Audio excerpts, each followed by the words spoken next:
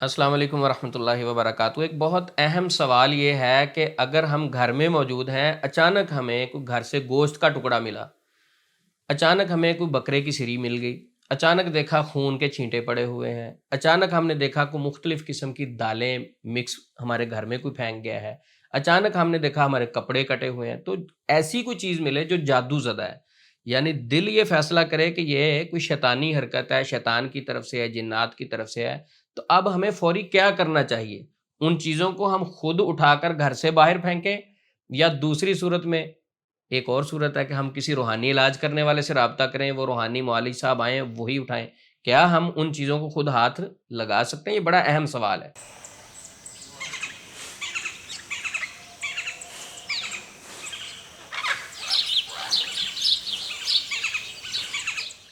دیکھیں، شیطان ہمارا ازلی دشمن ہے، صرف شیطان نہیں، انسانوں میں بھی کچھ شیطان ایسے ہوتے ہیں وہ بھی ہمارے دشمن ہیں، کیونکہ قرآن پاک میں جو ذکر کیا گیا ہے الذی یوسوس فی صدور الناس، وہ جو وسوسہ ڈالتے ہیں لوگوں کے سینوں میں، وہ کون کون ہے؟ من الجنۃ والناس، جن بھی ہو سکتے ہیں، انسان بھی ہو سکتے ہیں۔ اچھا، سب سے پہلی بات تو یہ ہے کہ اگر آپ کے گھر سے کوئی چیز ایسی ملی ہے تو فوری پریشان نہ ہوا کریں، اس کو دیکھیں کہ کوئی انسانوں میں سے شیطان تو نہیں ہے جو ہمیں پریشان کرنا چاہتا ہے۔ دیکھیں، کچھ لوگ ایسے بھی ہوتے ہیں جو انسانوں میں شیطان بنے ہوئے ہوتے ہیں، اپنے مسلمان بھائی کو پریشان کرنے کے لیے ایسی حرکتیں کرتے ہیں۔ تو سب سے پہلے یہ آپ نے ڈیپلی چیک کر لینا ہے کوئی انسانوں میں سے شیطان آپ کو پریشان کرنے کی کوشش تو نہیں کر رہا۔ اچھا، اگر یہ کلیئر ہو جائے، آپ کو یقین ہو جائے کہ نہیں یہ جادو کی وجہ سے ہے، تو پھر جادو کے متعلق ذرا اہم چیز سمجھ لیں۔ جادو کی دو قسمیں ہوتی ہیں۔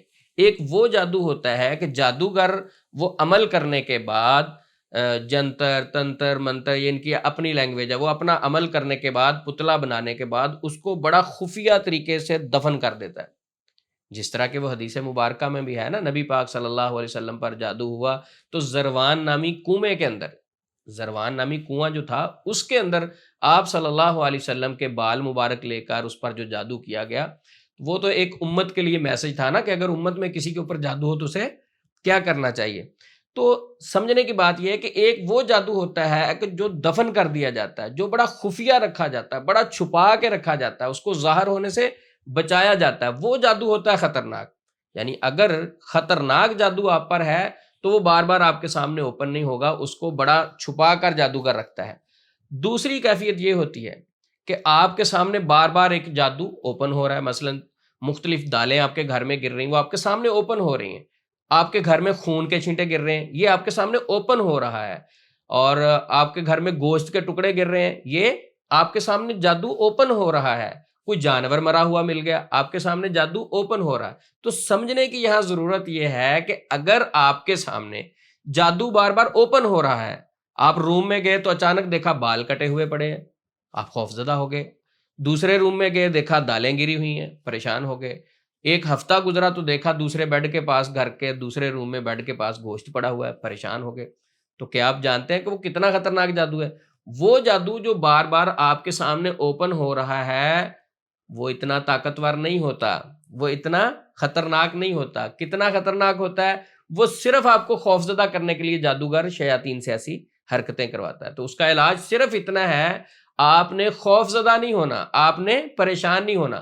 جادو کے ذریعے سے آپ پر خوف مسلط کرنے کی کوشش کی جا رہی ہے تاکہ اس پریشانی اور خوف کی کیفیت میں یہ بندہ ڈپریشن کا مریض بن جائے، انگزائٹی کا مریض بن جائے، اپنے گھر سے خوف کھانا شروع کر دے، یا اپنے ہی گھر میں مختلف غلط فہمیوں کا شکار ہو جائے۔ مثلا شیاطین خوابوں میں بتائیں گے آپ کا بھائی آ کر پھینک رہا ہے، ٹھیک ہے، کبھی کہیں گے آپ کی وہ فلانی بھابھی ہے نا وہ کر رہی ہے، یہ وہ جادو کروا رہی ہے، تاکہ ایک جڑا ہوا گھر ٹوٹنا شروع ہو جائے۔ میں یہاں دلیل کے طور پہ موسیٰ علیہ السلام کا واقعہ پیش کر دیتا ہوں۔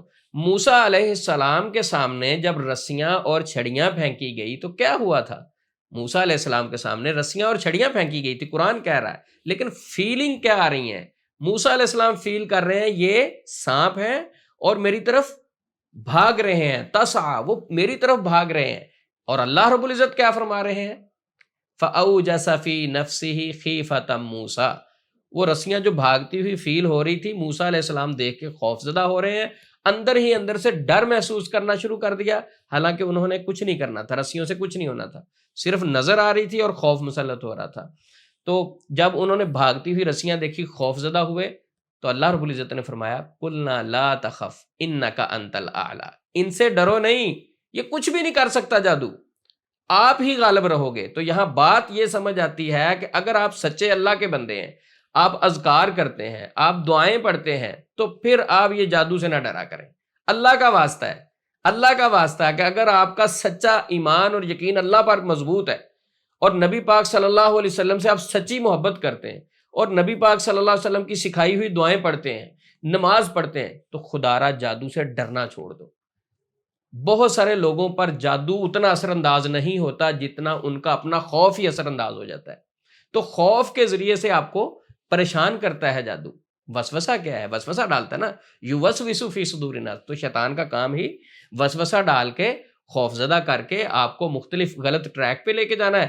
جب آپ علاج کے لیے کسی اور معالج کے پاس چلے گئے، میں سارے معالجین کی بات نہیں کر رہا، تو کچھ دکاندار بھی بیٹھے ہوتے ہیں، آپ کے اس خوف کو استعمال کرتے ہوئے فوری وہ آپ کو کنٹرول کرتے ہیں، ٹریپ کرتے ہیں اور ایزیلی آپ کو کسٹمر بنا لیتے ہیں، اور 10 سال 5 سال آپ کی جان نہیں چھوڑتی، اور آپ کو کہتے ہیں یہ والا عمل جو آپ کر رہے ہیں نا، کسی کو بتانا بھی نہیں ہے، کسی کے پاس جانا بھی نہیں ہے، اتنے ماہ تک آپ نے ہم سے رابطے میں رہنا، اور خوب اسے خوف زدہ کرتے ہیں، اس کے برین کو کنٹرول کرتے ہیں، نفسیاتی طور پہ کنٹرول میں لاتے ہیں۔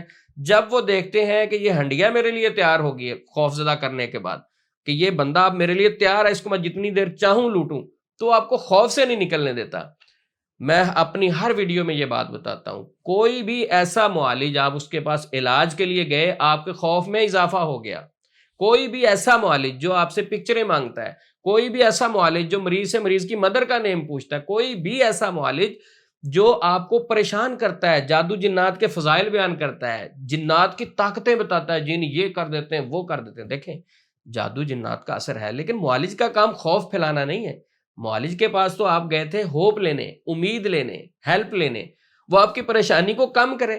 تو بیسیکلی بہت سارے لوگ بڑے طریقے سے، ہوشیاری سے پیشنٹ کو خوف زدہ کرنے کے بعد ٹریپ کر لیتے ہیں۔ تو اب میں آخر پہ یہ بتاتا ہوں، اگر آپ کے گھر سے گوشت کے ٹکڑے ملتے ہیں، کوئی مرا ہوا جانور ملتا ہے، خون کے چھینٹے گر جاتے ہیں، مختلف قسم کی دالیں آپ کے گھر میں گر رہی ہیں، تو آپ نے فوری کیا کرنا ہے؟ کسی معالج سے رابطہ کرنے کی ضرورت نہیں، کسی معالج کو بلانے کی ضرورت نہیں۔ سب سے پہلے تو آپ اذکار کی پابندی کیا کریں، اگر پہلے نہیں کرتے دوبارہ شروع کر دیں، کچھ نہیں ہوگا انشاءاللہ۔ دوسرا یہ ہے کہ اب ان چیزوں کو آپ نے خود اٹھا کر گھر سے کہیں دور باہر پھینک دینا ہے۔ اٹھانے سے پہلے آپ نے کیا کرنا ہے؟ آخری 2 کل، سورۃ الفلق، سورۃ الناس، معوذتین، 3 دفعہ پڑھنا ہے۔ پڑھنے کے بعد انشاءاللہ آپ وہ چیزوں کو اٹھائیں، گھر سے باہر پھینک دیں، کوئی آپ پہ اثر نہیں ہوگا، اور اس سے خوف زدہ نہیں ہونا، ڈر اپنے اندر نہیں لے کے آنا، کچھ نہیں ہوتا۔ یہ ہے وہ طریقہ جو لوگ کیا کرتے ہیں کہ آپ کسی سے رابطہ کریں گے کہ آپ کے گھر میں کوئی چیز گری ہے، او ہو یہ تو کسی نے اٹیک کر دیا، اب کیا ہوگا، میں چیک کر کے بتاؤں گا۔ پھر وہ اپنا ایک استخارہ کرتے ہیں، پھر اس کے بعد بتاتے ہیں جادو بہت سخت ہے، کس لیے کیا گیا، میاں بیوی میں طلاق ہو جائے۔ اب وہ جادو بھول جاتے ہیں، کہتے ہیں میاں بیوی کی کہیں طلاق نہ ہو جائے۔ اس کا ٹریٹمنٹ سٹارٹ ہوتے ہوتے 2-3 مہینے میں آپ کو پراپر سحر زدہ کر دیتا ہے اپنی گفتگو کے ساتھ۔ تو لہٰذا ایسے معالجین سے دور رہیں، اسلامک کونسلنگ کی طرف آئیں۔ جب بھی جادو جنات کا مسئلہ آپ پر ہو، پریشانی کا آپ کو سامنا کرنا پڑے، تو فوری قرآن پاک کی طرف آئیں، تفسیر سے قرآن پاک پڑھیں، نبی پاک صلی اللہ علیہ وسلم کی احادیث پڑھیں۔ اب دیکھیں اسلام ہمیں کیا گائیڈ کرتا ہے، معالجین کی باتوں کو چھوڑیں، صرف اسلام سے انفارمیشن لینا شروع کر دیں، انشاءاللہ خوف آپ کی جان چھوڑ دے گا، اور آپ کا گھر دنیا میں رہتے ہوئے بھی انشاءاللہ جنت بن جائے گا۔ شرط یہ ہے ہمیں اپنے آپ کو 100% اللہ اور اس کے رسول کے تابع کرنا ہوگا۔ السلام علیکم ورحمۃ اللہ وبرکاتہ۔